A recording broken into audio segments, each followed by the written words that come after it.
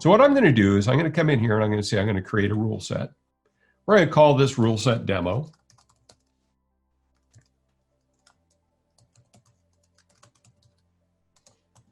Give it a descriptive name. So now with demo, and come in and start configuring that. So here's where I can create my rules. So how many rules can I have? Well, we can have about 8,000 rules. A lot of rules. And this will go through and take a look and make sure that we don't have conflicts in here with those rules. It is going to go through all the rules, figure out whether a frame should be forwarded or not and where it should be forwarded based on these rules. So I'm going to go ahead and say create a rule. So the first thing with creating a rule is what input ports do I want to use?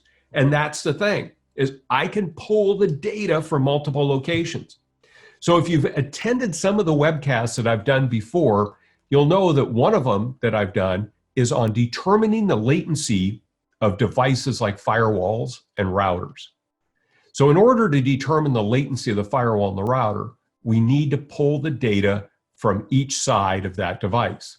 So if I have taps in place that are outside my firewall and inside my firewall, I could now come in here and select those ports, grab that traffic coming from those two different locations and aggregate that into a single output port. So now by going in and looking at my analyzer, I could look at the delta time between those two packets and I could determine what the latency of that is.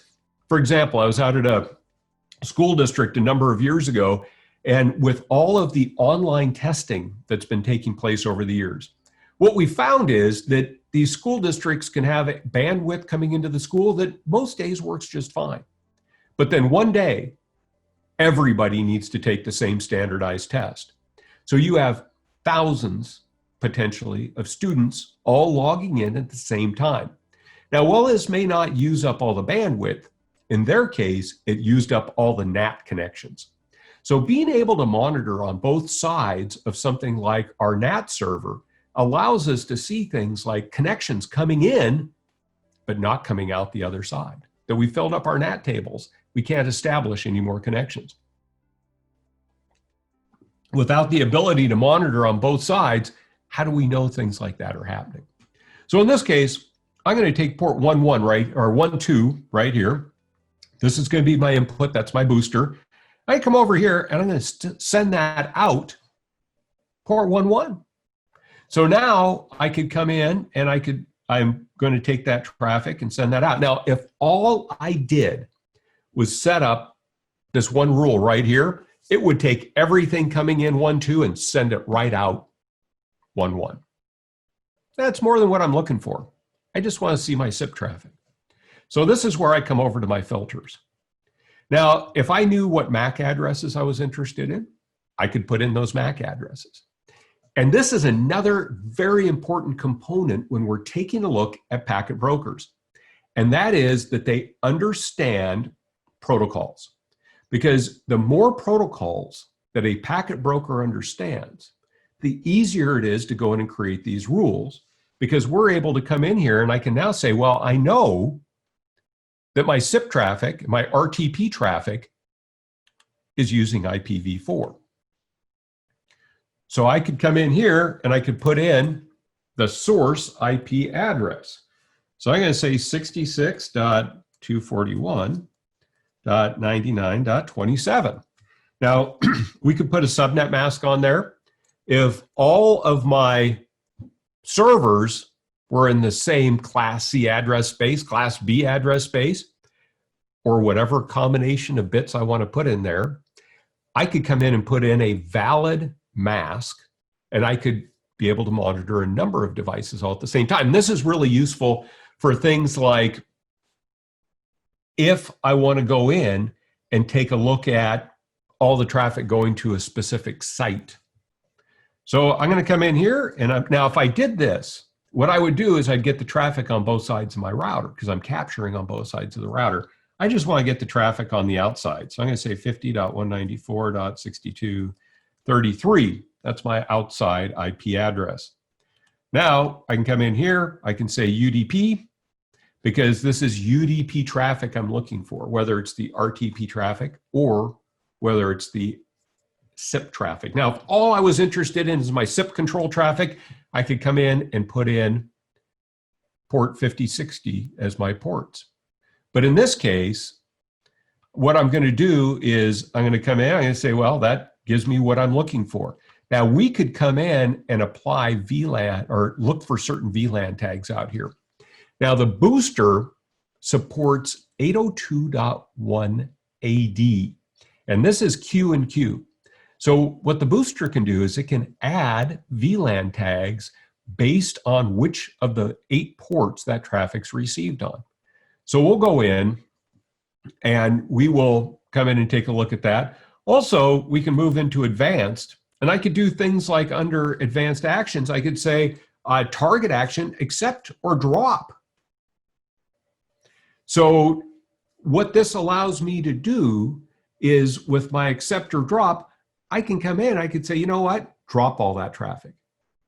This is very useful for cases where I might have something like a backup server running, and that backup server is using up all of my bandwidth, filling my analysis tools full of traffic. I don't care about it. I could come in and set a rule to exclude that traffic. I want to see everything on this link except for that traffic. We can strip the VLAN tags. We can add VLAN tags. So by adding a VLAN tag, this now lets me know which rule created this. If I create a VLAN tag unique to this rule, I now know which rule created or forwarded that packet.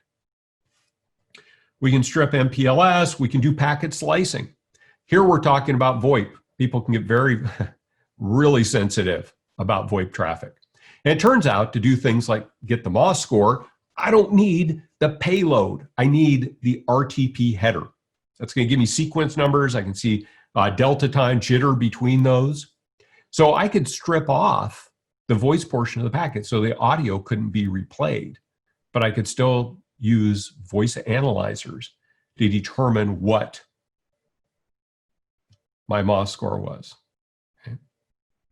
We can do some header stripping, ER span tunneling, GTP v4, so we can come in, collect info or set up filters, etc. on that. Today we're going to stick with a pretty simple one. So I'm going to say confirm. We're going to say from SIP 27. I'm going to turn a counter on there. I'll say confirm. So now we've come in and we've set that up. What I'm going to do is duplicate that. And I don't know if it's Safari in here, but the last one I did, I had a whole bunch of duplicates because I kept clicking on that. But what we're going to do is we're going to come in and we're going to edit that. I duplicated that one. I'm going to go in and edit it. I'm going to say filters and we're going to copy. So we're going to get the other direction.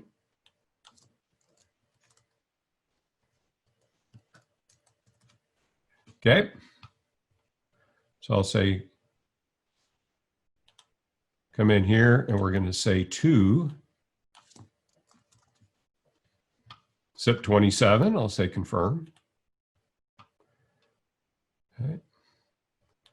And duplicate that one. We're going to edit that. We're going to put in our other SIP server here.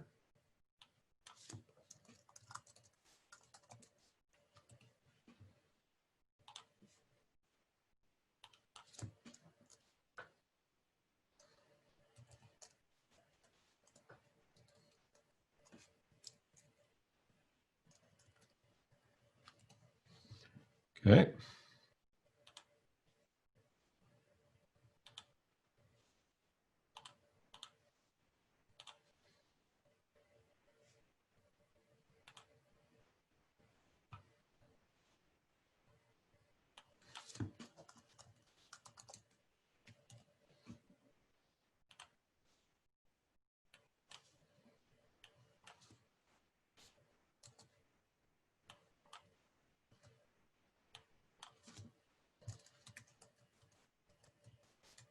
Okay, so I've gone in, I've set these up. So I've got these rules, and what I'm doing is saying I want the traffic to and from the 2 SIP servers I know that I'm using. So I will now come in and I'll say, I want to apply that rule set. So now what it's done is it's applied those rules. We've gone in and we're only using 1% of the resources on this packet broker. We've applied these rules. We can now see our counters right here. So with our counters, it's showing us how many frames have we seen for each one of these servers going in out there. And if I come over here to my IOTA, and it takes, on the IOTA, it'll take about 30 seconds for this traffic to start showing up. And that's because with the IOTA, what it's doing is it's writing that traffic to disk.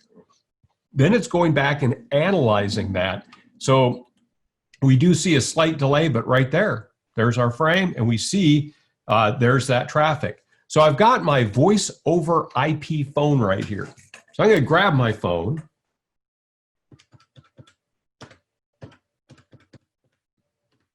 And I'm going to call my cell phone. So let's go over and look at our counters right here. So I'm going to answer the phone. So we see that our counters are incrementing. Our rules are doing what they're supposed to do.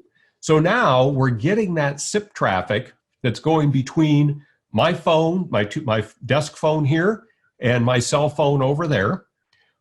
We can see, that mostly we're using the 27 server right there. So I'm going to go ahead and hang up the call. So now, see how much traffic we've collected? So if we come back over here to our IOTA, and I hit reset or refresh, this is now showing me that traffic that I've seen. So I'm going to give that just a few seconds to get that traffic that's been written to disk analyzed and start showing me what's going on. Now, we are going to spend very little time on the IOTA. There were a lot of questions that came out of the first presentation. People were, well, what about this? What about that?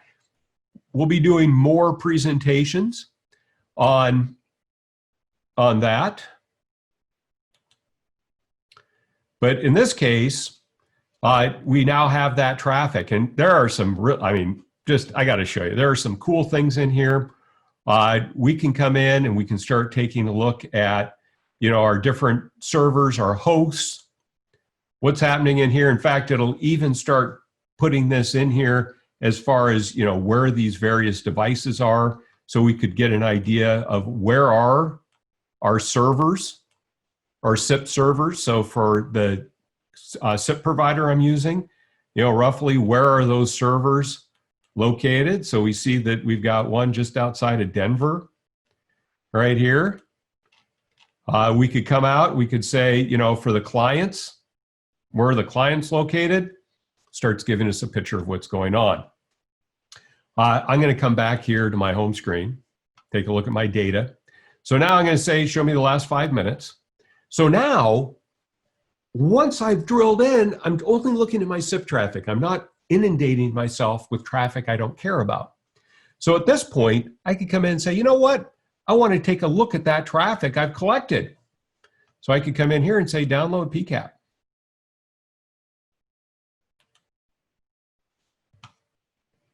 Okay. So we'll come back. Let me go to my downloads.